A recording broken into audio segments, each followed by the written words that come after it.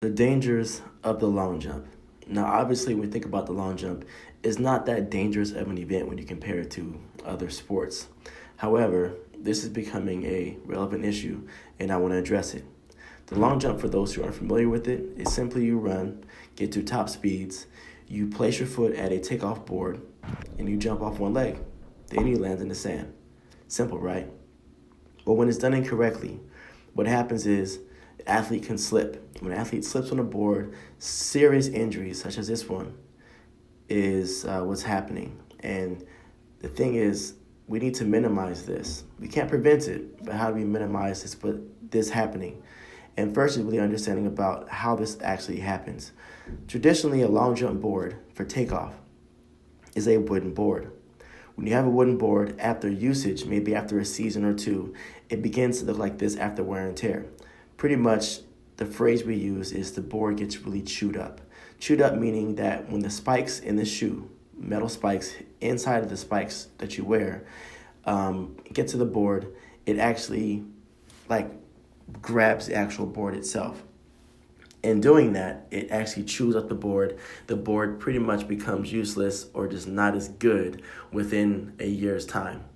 So what they've done is they said, well, how do we make a long jump board last longer?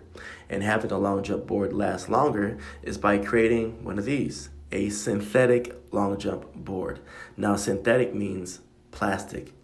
And the problem with plastic is that it creates a slippery environment.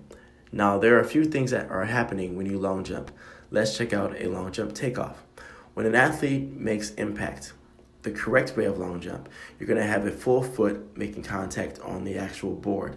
From there, you can tell or see that there are spikes that are in the actual shoe itself, and those metal spikes grab on to the surface, so there's no slippage. Very useful. However, when you're on a wooden board, if your spikes are dull or sharp, they're still going to grab the actual wood most of the time.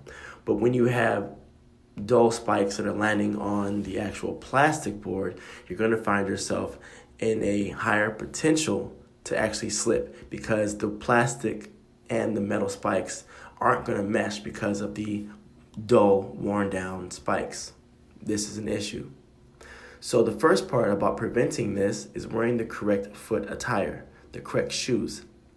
Now, the first thing is the Nike Zoom Long Jump. As you can see, this shoe is molded in a specific way. You can tell that the lip of the shoe, the forefoot of the shoe, has a higher mold, so you're more on the balls of your feet. Also, it's shaped to where you can get your foot and roll through it a lot faster. If you look at it from the bottom view, you can see the same concept as I was saying. The forefoot has available positions for spikes, but also the heel is rubber. It's rubber so it can grip the ground a little bit better. It's not going to be as slippery. It's going to have more grip within a full contact. But a lot of athletes do jumps and sprints. So they go out and get specific sprint spikes. Here are some sprint spikes. They look just like the long jump spikes. But here is the key difference. If you look at the bottom of the spike, you can now see that the bottom of the spike does have some plastic, but around it is just more of a cushion. Because sprint spikes are designed for athletes to be running more on the balls of their feet, which is good for sprints, but not for jumps. And a lot of sprint spikes also have the metal plate that goes all the way down to the heel. So when you put a flat plastic heel onto a plastic board, you're immediately going to find yourself slipping. So it's very dangerous when it comes into that. When you get into just generic shoes, these right here are actually middle distance shoes. These ones are actually safer for the long jump because of the bottom. And the bottom, as you can see, is simply rubber, right? You're going to have a flatter foot because of the sport itself, but when you're at a flatter foot, you can tell that's going to be grip from the actual spikes, but also grip from the bottom of the shoe. Now, when you get event-specific spikes such as long jump or triple jump spikes, these are the Adidas triple jump spike. You can see that the knurling at the end is really aggressive, and it's designed to hopefully penetrate the actual runway and penetrate the board so it really grips. So it's going to grip in the forefoot and also in the heel.